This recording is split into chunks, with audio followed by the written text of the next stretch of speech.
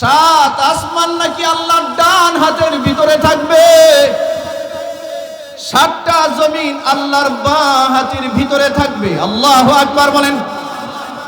এভাবে 40 বছর পর্যন্ত আল্লাহ হাতে ধরে রাখবেন।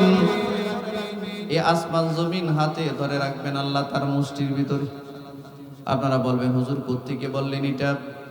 কোরআন মাজিদে আল্লাহ বলেন, ওমা কাদারুল্লাহ হাক্কা কাদরিহি ওয়াল আরদু জামিআ ক্বাবদাতুহু ইয়াওমাল কিয়ামাহ ওয়াস সামাওয়াতু মাতওয়াতুম বিয়ামিনিহি সুবহানাহু ওয়া তাআলা আম্মা ইউশরিকুন। আল্লাহ বলেন, হে পৃথিবীর মানুষ, আল্লাহর সক্ষমতা সম্পর্কে তোমাদের ধারণা নাই, আল্লাহর হক তোমরা আদায় করতে পারো না। জানোনি আল্লাহ এত বড় সত্তার নাম? কিয়ামতের মাঠে এই 7টা আসমান আল্লাহ তার ডান হাতের ভিতরে এমনি ধরে রাখবে, 7টা জমিন আল্লাহ তার বাঁ হাতের ভিতরে ধরে রাখবেন। আল্লাহু আকবার চিৎকার করে বলেন। একবার একটু চিন্তা করে দেখেন, যার হাতের ভিতরে 7 আসমান, যার বাঁ হাতের ভিতরে 7 জমিন, এই মালিকের হাতগুলো কত বড়! মালিক যদি হয় এত বড়, তার হাত যদি হয় এত বড়, তো না জানি আল্লাহ কত বড়। আল্লাহু আকবার বলেন, চিৎকার করে বলেন আল্লাহু আকবার। এই শাহাদাত আঙ্গুল উঠায় উপরের দিকে ইশারা করেন, সবাই উঠান, সবাই উঠান, উঠায় বলেন আল্লাহু আকবার। জবান খুলে জুড়ে বলেন আল্লাহু আকবার, আরো জোরে বলেন আল্লাহু আকবার। আল্লাহ সবচেয়ে বড়। আল্লাহু আকবার মানে কি? আল্লাহ সবচেয়ে বড়, তার উপরে আর তার চেয়ে বড় আর আল্লাহ এমন দেখা দেখি দুনিয়ার আর কেউ তা দেখে না। আল্লাহ এমন জানা জানে দুনিয়ার আর কেউ তা জানে না। আল্লাহ এমন শোনা শুনি সারা জগতে এমন কেউ শুনে না, ঠিক কি না? কোরআন মাজিদে আল্লাহ তাআলা বলেন, গাছের একটা শুকনা পাতা গাছ থেকে যখন এটা পড়ে যায়, জমিনে যখন পড়ে, এটার যে একটু ছোট্ট আওয়াজ হয়, আল্লাহ বলেন ওই আওয়াজটাও আমি আল্লাহর কুদরতি কানে পৌঁছে যায়, ওই আওয়াজটাও আমার কানে পৌঁছায়। এখন একটা মানুষ যদি এটা মনে করে যে আমি সর্বসময় আল্লাহর চোখের সামনে আছি, আল্লাহ আমাকে পর্যবেক্ষণ করছেন, এই মানুষটাই তখন আর কোনো পাপ করতে, কথা বলেন, এই মানুষটাই তখন আর কোনো পাপ করতে পারে না। এই জন্য আল্লাহ বলেন, ও ইমানদাররা, ইত্তাকুল্লাহ, আল্লাহরে ভয় করো, হাক্কা তুকাতিহি, ভয় করার মতো ভয় করো। এটা 1 নাম্বার আদেশ। 2 নাম্বার আদেশ দিয়ে আল্লাহ বলেন, ওয়ালা তামুতুন্না ইল্লা ওয়া আনতুম মুসলিমুন। ওয়ালা তামুতুন্না, অবশ্যই মৃত্যুবরণ করো না, ইল্লা, তবে, ওয়া আনতুম মুসলিমুন, অবশ্যই মুসলমান না হয়ে মরবা না। হতে পারে না সবাইকে সব জায়গায় আল্লাহ নেয় না। এই যে জান্নাতি সামিয়ানার নিচে আছেন, এতে করে আপনারা খুশি না বেজার? কারা কারা খুশি? আল্লামা শিবলি রহমতুল্লাহি আলাইহি ওনার এক দীর্ঘ রিসালার মধ্যে লিখেছেন, কোন মানুষকে যখন আল্লাহ তার জিকিরের মজলিসে বসার তৌফিক দেন, এই মানুষগুলো যেন জেনে নেয় তারা যেমনি একত্রিত হয়ে আল্লাহর জিকির করছে, স্মরণ করছে, আল্লাহর বিধিবিধানের আলোচনা করছে, ঠিক তাদেরকে নিয়েও আল্লাহ আল্লাহ রাজমহলে আলোচনা করছে। সুবহানাল্লাহ, যে আসতে বললেন। হাদিসের মধ্যে আল্লাহ রাসূল বলেন, যখন কোনো মানুষকে আল্লাহ মাফ করতে চায়, যে তারে মাফ করে দিবি, তখন এই লোকটার মুখের মধ্যে বেশি বেশি ইস্তেগফারের আওয়াজ উঠায়। সে বেশি বেশি ইস্তেগফার করে, আস্তাগফিরুল্লাহ পড়ে। যারে আল্লাহ মাফ করবে তারে আস্তাগফিরুল্লাহ বেশি বেশি বলায়। যারে আল্লাহ ক্ষমা করে দিবে এর মুখ থেকে বেশি বেশি আস্তাগফিরুল্লাহ বের হয়। কিছু কিছু মানুষের মুখের মধ্যে বেশি বেশি বিড়ি উঠে, বিড়ি। কথা বলেন, হ্যাঁ? ঘুমের মধ্যেও বিড়ির কল্পনা করে, চিন্তা করে। আবার কিছু কিছু মানুষের মুখের মধ্যে ঘুমের ভিতরেও আল্লাহর নামের জিকিরের আওয়াজ হয়। ঠিক কিনা জোরে বলেন? এ কারণে যখন দেখবেন আপনার মুখের মধ্যে আস্তাগফিরুল্লাহ আস্তাগফিরুল্লাহ আস্তাগফিরুল্লাহর আওয়াজ হয়, বুঝে নিতে হবে আপনার মালিক আপনাকে মাফ করতে চায়, আপনার রব আপনাকে ক্ষমা করতে চায়। যখন আল্লাহর কোন বান্দা কোন দ্বীনি মজলিসের মধ্যে বসে, বুঝতে হয় এই মানুষগুলোকে নিয়ে আল্লাহ আসমানের মধ্যে আলোচনা করেন। সুবহানাল্লাহ বলবেন না? তার মানে আমরা যে এই বাউন্ডারির ভিতরে আছি, মজলিসের মধ্যে আছি, আমরা যেমন আল্লাহর বরত্বের আলোচনা করতেছি, আমাদেরকে নিয়েও আল্লাহ আলোচনা করতেছে। তো খুশি না বেজার? আপনারা খুশি না বেজার? আলহামদুলিল্লাহ বলেন, আলহামদুলিল্লাহ। আমি ছোট মানুষ, যাইবেন গা? আমি তো কোনো ভূমিকাই দিলাম না, খুতবাও পড়লাম না, কিছুই না। ওয়াজ তো দিয়ে শুরুই করে দিছি। ওয়াজ কিছু করা যায়, লাগবো না চলে থাকবেন? কিছু ওয়াজ লাগবে। আবার যদি মনে করেন না হুজুর এনাফ ইজ এনাফ, হয়ে গেছে, তাহলে ইশারা দিন, দোয়া করে দিন ইনশাআল্লাহ। এদিকে বসেন, এদিকে বসেন, মেহমান নাই, এদিকে বসেন। স্টেজে যারা ছিল তাদের পেট ভরে গেছে গা, গেছে গা। আর আপনাদের মনে হয় কিছুটা ক্ষুধা আছে। যার ক্ষুধা আছে তার সামনে কিছু বলা যায়, যার ক্ষুধা নাই তার কি জোর করে খাওয়ানো যায়? কথা বলেন না কেন? জোর করে খাওয়ানো যায়। কোরআনে কারীমের মধ্যে আল্লাহ তাআলা সূরা আলে ইমরানের মধ্যে একটা আয়াত নাযিল করেছেন। আল্লাহ ডাক দিয়া বলেন, ইয়া আইয়ুহাল্লাযীনা আমানুত্তাকুল্লাহ। আল্লাহ বলেন, হে ঈমানদাররা, ইত্তাকুল্লাহ, আল্লাহকে ভয় করো, হাক্কা তুকাতিহি, ভয় করার মতো ভয় করো। সুবহানাল্লাহ। মুখে নয়, মুখে নয়, হৃদয়ে আল্লাহকে ভয় করো। আমাদের সমাজের বহু মানুষ মুখে মুখে আল্লাহরে ভয় করে, মুখে মুখে ভয় করবার কারণে হালাল হারামের বাজ বিচার আর করে না। কোনটা তার জন্য জায়েজ, কোনটা তার জন্য না জায়েজ, কোনটা তার জন্য বৈধ, কোনটা তার জন্য অবৈধ, এটা আর বাজ বিচার করে না। এই কারণে আমাদের দেশের একজন মহিষী রাবিয়া বসরি নামে একজন প্রধানমন্ত্রী ছিল, যিনি দেশ ছেড়ে পালিয়েছেন। তিনি নাকি রাতের বেলায় তাহাজ্জুদের নামাজ পড়তেন, আবার সকাল বেলায় কোরআন তেলাওয়াত দিয়া অফিসের কাজ শুরু করতেন। সোনালী ব্যাংকে ওনার লকারে মাত্র 832 ভরি স্বর্ণ পাওয়া গেছে। কয়শো ভরি? 832 ভরি স্বর্ণ দেখছেন জীবনে? কথা বলেন না কেন? বর্তমানে 1 ভরি স্বর্ণের দাম কত? কয়দিন আগে 2 লাখ টাকার উপরে ছিল, 2,25,26,000 টাকা ছিল, ঠিক না? আচ্ছা 2 লাখও যদি ধরি তাহলে 832 ভরি স্বর্ণের দাম কত হচ্ছে? 1600 কোটি টাকার উপরে, ঠিক না? আশ্চর্য ব্যাপার, একটা মানুষ তার জীবনে কত টাকার দরকার দুনিয়াতে বাঁচার জন্য? আপনারা কি উঠা বসা করবেন নাকি শুনবেন দু একটা কথা? উঠা বসা করলে সমস্যা। আপনারা যদি 10 জন বৈশা থাকেন আমি কিছু কথা বলবো।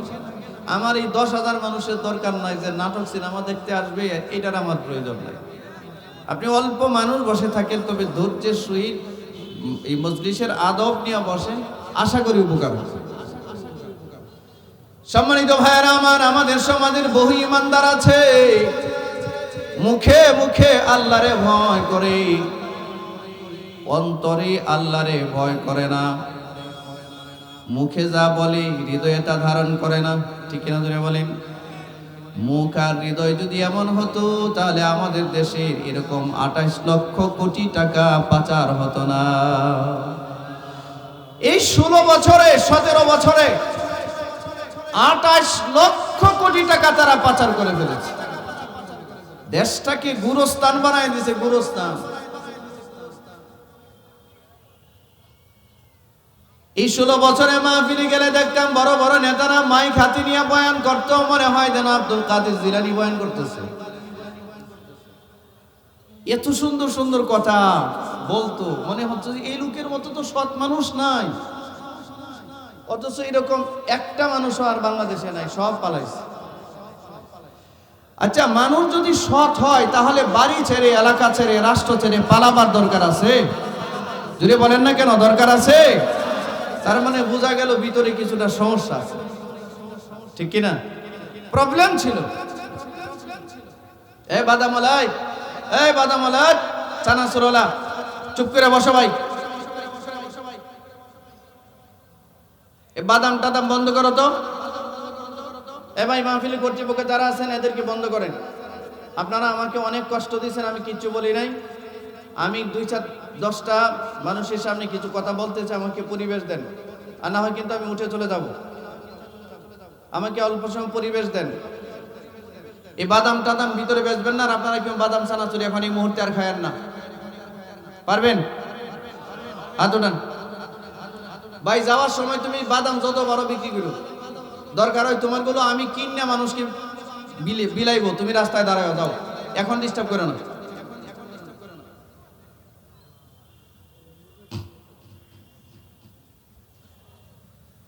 মাহফিলের মাকসাদ গুলো আমাদের তো ঠিক করা দরকার সবার, ঠিক না?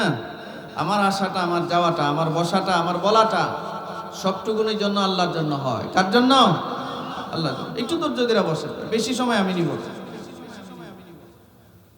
সম্মানিত ভাইয়েরা আমার, আমরা যতক্ষণ পর্যন্ত আল্লাহর ভয় হৃদয়ে ধারণ না করব, হৃদয়ে, এতদিন পর্যন্ত আমরা ভালো হতে পারবো? ভালো হওয়া সম্ভব? মুখে যারা ভালো বলে এরা হৃদয়ে ভালো হয় না তো অনেক সময়। এজন্য আল্লাহ রাব্বুল আলামিন বলেন, ইয়া আইয়ুহাল্লাযীনা আমানুত্তাকুল্লাহ, হে ঈমানদাররা আল্লাহরে ভয় করো। হাক্কা তুকাতিহি, ভয় করার মতো ভয় করো। আল্লাহ যেমন, আল্লাহ যত বড়, আল্লাহর শান মান অনুযায়ী আল্লাহকে ভয় করো। আপনারা বলেন তো দেখি, আল্লাহর চেয়ে বড় আর কেউ আছেন? আল্লাহর চেয়ে শক্তিশালী আর কেউ আছেন? আল্লাহ কত বড় একটা উদাহরণ দিই। এই যে এদিকে একটু তাকান, একটু কষ্ট করে। এটা কি দেখতেছেন সবাই? বলেন এটা কি? এটা কি দেখা যায়? আচ্ছা, এখন দেখা যায় কোথায়? হাতের মুঠির ভিতরে। কোথায়? আমি চাইলে এই টিস্যুটাকে চাপতে চাপতে আরো ছোট করতে পারি। পারবো কি পারবো না? যদি বলেন পারবো কি পারবো না? আমার হাতে টিস্যুটা যেমন দুর্বল, ছোট, কোরআন মাজিদে আল্লাহ বলেন কিয়ামতের দিনে 7টা আসমান আমার ডান হাতের মুঠির ভিতরে থাকবে। আস্তে বললেন আল্লাহু আকবার। আরেকটু জোরে বলা যায় না? আল্লাহু আকবার। আরো জোরে বলেন আল্লাহু আকবার। 7 আসমান নাকি আল্লাহর ডান হাতের ভিতরে থাকবে। 7টা জমিন আল্লাহর বাঁ হাতের ভিতরে থাকবে। আল্লাহু আকবার বলেন। এভাবে 40 বছর পর্যন্ত আল্লাহ হাতে ধরে রাখবেন। এই আসমান জমিন হাতে ধরে রাখবেন আল্লাহ তার মুষ্টির ভিতরে। আপনারা বলবেন হুজুর কোত্থেকে বললেন এটা? কোরআন মাজিদে আল্লাহ বলেন, ওমা কাদারুল্লাহ হাক্কা কাদরিহি ওয়াল আরদু জামিআ ক্বাবদাতুহু ইয়াওমাল কিয়ামাহ ওয়াস সামাওয়াতু মাতওয়াতুম বিয়ামিনিহি সুবহানাহু ওয়া তাআলা আম্মা ইউশরিকুন। আল্লাহ বলেন, হে পৃথিবীর মানুষ, আল্লাহর সক্ষমতা সম্পর্কে তোমাদের ধারণা নাই, আল্লাহর হক তোমরা আদায় করতে পারো না। জানোনি আল্লাহ এত বড় সত্তার নাম? কিয়ামতের মাঠে এই 7টা আসমান আল্লাহ তার ডান হাতের ভিতরে এমনি ধরে রাখবে। 7টা জমিন আল্লাহ তার বাঁ হাতের ভিতরে ধরে রাখবেন। আল্লাহু আকবার চিৎকার করে বলেন। একবার একটু চিন্তা করে দেখেন, যার হাতের ভিতরে 7 আসমান, যার বাঁ হাতের ভিতরে 7 জমিন, এই মালিকের হাতগুলো কত বড়! মালিক যদি হয় এত বড়, তার হাত যদি হয় এত বড়, তো না জানি আল্লাহ কত বড়। আল্লাহু আকবার বলেন। চিৎকার করে বলেন আল্লাহু আকবার। এই শাহাদাত আঙ্গুলটা উপরের দিকে ইশারা করেন। সবাই উঠান, সবাই উঠান, ওটাই বলেন আল্লাহু আকবার। জবান খুলে জুড়ে বলেন আল্লাহু আকবার। আরো জোরে বলেন আল্লাহু আকবার। আল্লাহ সবচেয়ে বড়। আল্লাহু আকবার মানে কি? আল্লাহ সবচেয়ে বড়, তার উপরে আর তার চেয়ে বড় আর আল্লাহ এমন দেখা দেখি দুনিয়ার আর কেউ তা দেখে না। আল্লাহ এমন জানা জানে দুনিয়ার আর কেউ তা জানে না। আল্লাহ এমন শোনা শুনি সারা জগতে এমন কেউ শুনে না। ঠিক কি না? কোরআন মাজিদে আল্লাহ তাআলা বলেন, গাছের একটা শুকনা পাতা গাছ থেকে যখন এটা পড়ে যায়, জমিনে যখন পড়ে, এটার যে একটু ছোট্ট আওয়াজ হয়, আল্লাহ বলেন ওই আওয়াজটাও আমি আল্লাহর কুদরতি কানে পৌঁছে যায়। ওই আওয়াজটাও আমার কানে পৌঁছায়। এখন একটা মানুষ যদি এটা মনে করে যে আমি সর্বসময় আল্লাহর চোখের সামনে আছি, আল্লাহ আমাকে পর্যবেক্ষণ করছেন, এই মানুষটাই তখন আর কোনো পাপ করতে, কথা বলেন, এই মানুষটাই তখন আর কোনো পাপ করতে পারে না। এই জন্য আল্লাহ বলেন, ও ইমানদাররা, ইত্তাকুল্লাহ, আল্লাহরে ভয় করো, হাক্কা তুকাতিহি, ভয় করার মতো ভয় করো। এটা 1 নাম্বার আদেশ। 2 নাম্বার আদেশ দিয়ে আল্লাহ বলেন, ওয়ালা তামুতুন্না ইল্লা ওয়া আনতুম মুসলিমুন। ওয়ালা তামুতুন্না, অবশ্যই মৃত্যুবরণ করো না, ইল্লা, তবে, ওয়া আনতুম মুসলিমুন, অবশ্যই মুসলমান না হয়ে মরবা না। মুসলমান না হয়ে, আপনারা বলেন যারা ইমানদার তারাই তো মুসলমান, কথা বলেন না যে? রাগ করছেন? যারা ইমানদার তারাই, ইমান ছাড়া মুসলমান হওয়ার কোনো সুযোগ পৃথিবীতে। তো ইমানদারদেরকে আবার আল্লাহ বলেন, ও ইমানদাররা, ইমান আনছো ভালো কথা, তবে মুসলমান না হয়ে মরবা না। এর মানে বোঝা গেল ইমানদারি এক জিনিস, মুসলমানিত্ব আর ভিন্ন জিনিস। মুসলমানিত্ব বলা হয়, মুসলমান বলা হয় তাকে। আল্লামা ইবনে কাসির রাহমাতুল্লাহি আলাইহি তাফসীরের কিতাবের মধ্যে লিখেছেন, সর্বান্তকরণে যারা আল্লাহর হুকুম আহকামের সামনে আত্মসমর্পণ করে তারে মুসলমান বলা হয়। আল্লাহ যা হালাল হিসেবে বান্দার জন্য জায়েজ করেছেন, এই হালালটাকে সে গ্রহণ করে, আর আল্লাহ তার জন্য যা হারাম করেছেন ওই হারামটা সে বর্জন করে, কোনো প্রশ্ন ওঠায় না, কোনো প্রশ্ন আল্লাহর আদেশগুলো সে মেনে নেয়। কোরআন মাজিদে 6666টা আয়াত আছে, 1000 আয়াত আছে আদেশমূলক, আল্লাহ আদেশ দিয়ে নাজিল করছেন এটা করো। 1000 আয়াত নাজিল করছেন নিষেধমূলক, নিষেধাজ্ঞা স্বরূপ, এটা করবা না বান্দা, এটা ছেড়ে দিবি। এটার নামই হলো মুসলমানিত্ব। আল্লাহ বলেছেন সুদ হারাম। জোরে বলেন সুদ। আপনারা কি আপনাদের অঞ্চলে এটা কি আউলটিয়া না? হ্যাঁ আউলটিয়া। আমার তো মনে হয় এলাকায় কোথাও আর কোথায় দিনে আসছিলাম আমি, হাতিলা ওইদিকে কোথায় জানি আসছিলাম। যাই হোক, এলাকার মানুষ মহব্বত করেন দেখেই বসছেন, আর না হয়তো আমার ভাই যাওয়ার পরে সিনেমা বন্ধ ছিল তো অনেক উঠে যাইতেন গে। আমি তো ভাবছিলাম যে মনে হয় মাইক পেন আর আমি সারা মনে কি তো কয়েকজন আছেন, ভালোই তো আছে। হ্যাঁ আলহামদুলিল্লাহ বলেন। আল্লাহ আল্লাহ আপনি আমাদেরকে হেদায়েত করেন, হেদায়েত করেন, আমাদেরকে আপনি বুঝ দান করেন। সম্মানিত ভাইয়েরা আমার, আল্লাহ রাব্বুল আলামিন বান্দার জন্য কিছু বিষয় হালাল করছেন, কিছু বিষয় হারাম। যেমন মধু খাওয়া বান্দার জন্য হালাল, মদ খাওয়া, মধু আর মদ শব্দ কিন্তু কাছাকাছি, একটা হালাল একটা হারাম।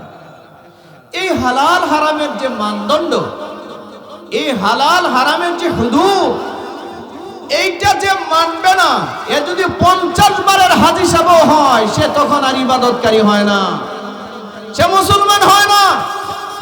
হালাল হারামের মানদণ্ড মান্য করা প্রতিটা মুসলমানের জন্য ফরজ দায়িত্ব। আমাদের সমাজে দেখবেন এমন বহু নামাজি আছে,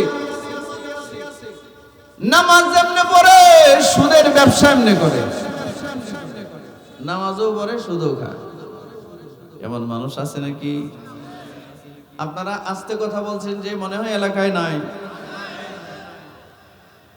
তাহলে নামাজ পড়া ইবাদত, ফরজ ইবাদত, নামাজ পড়া ফরজ ইবাদত, আর সুদ এটা হারাম।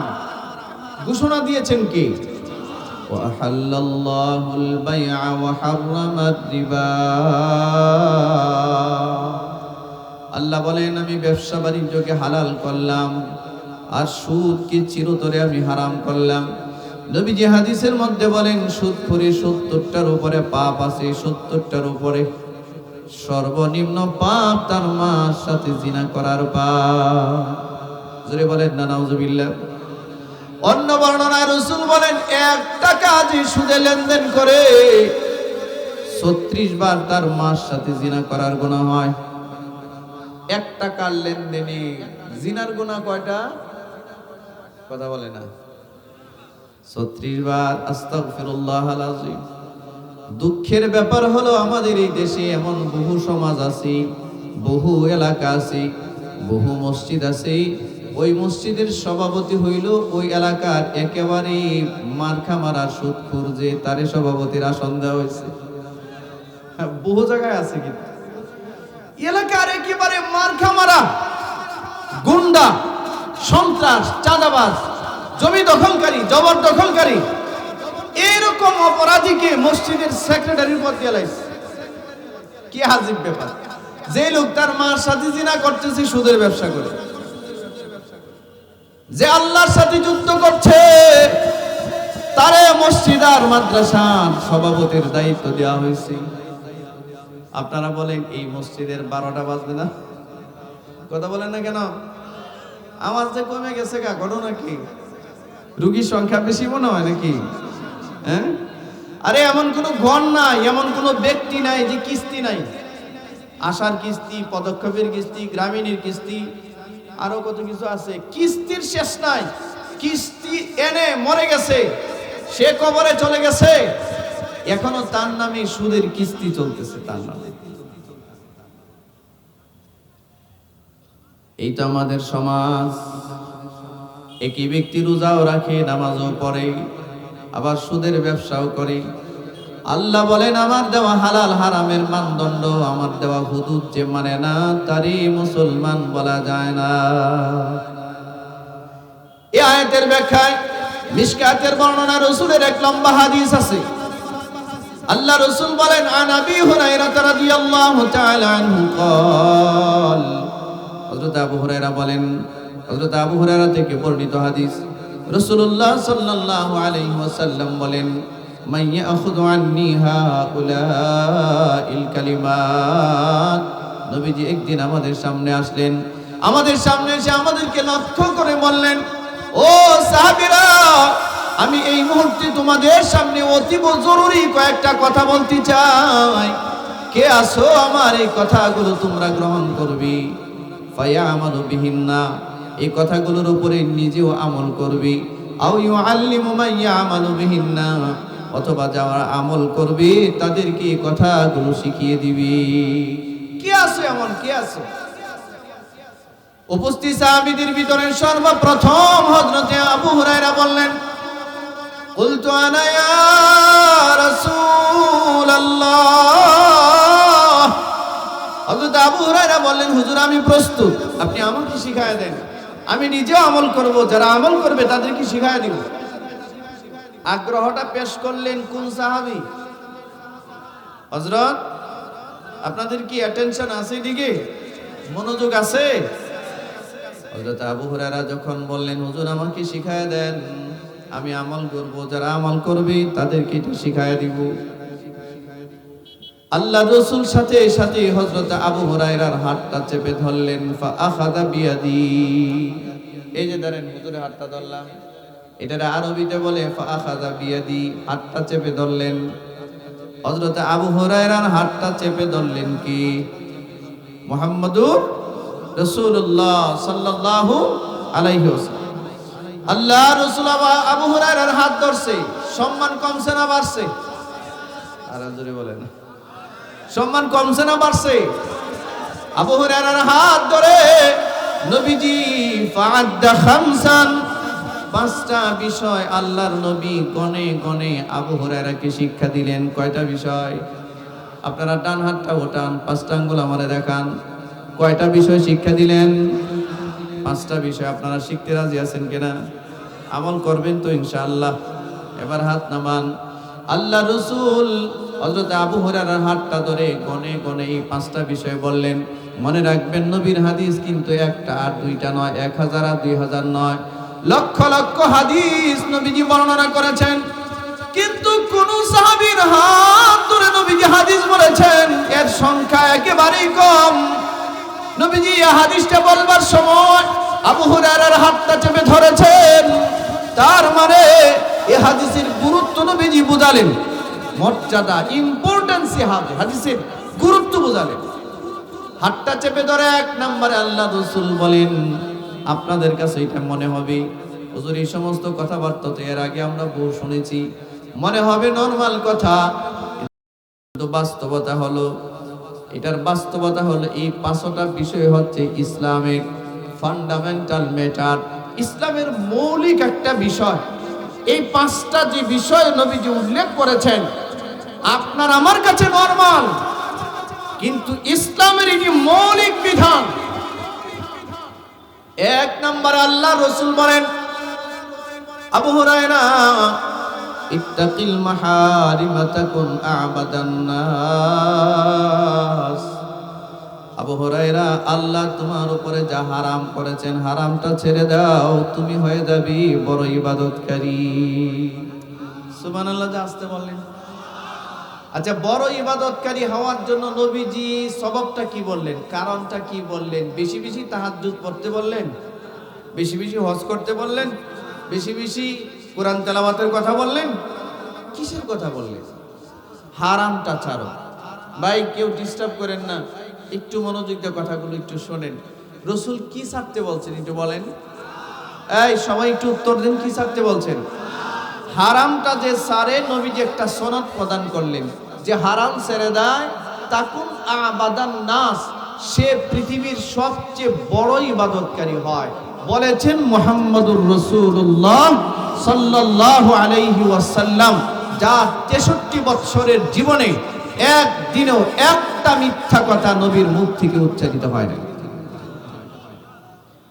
এটা শুধু নবীর হাদিস বর্ণনা নয়, এটা নবীর সনদ বিতরণ।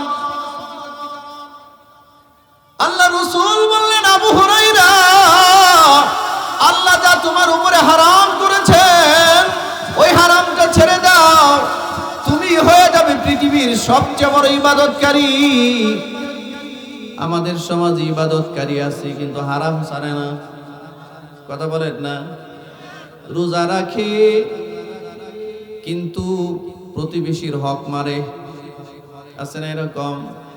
হজ করে বন্দের হক মারে, যাকাত দেয়, জনগণের টাকা মারে, সারা রাত দাঁড়ায় তাহাজ্জুদের নামাজ পড়ে, আবার সরকারি অফিসে যখন চাকরি করে, অফিসে যখন অফিস টাইম থাকে, ঘুষ ছাড়া একটা ফাইলেও সাইন করে না।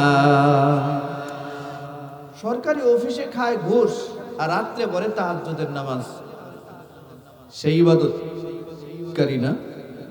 এ যদি কিয়ামত পর্যন্ত তাহাজ্জুদ পড়ে, এটা কি ইবাদতকারী বলা যায়? ও হারাম ছাড়ছে।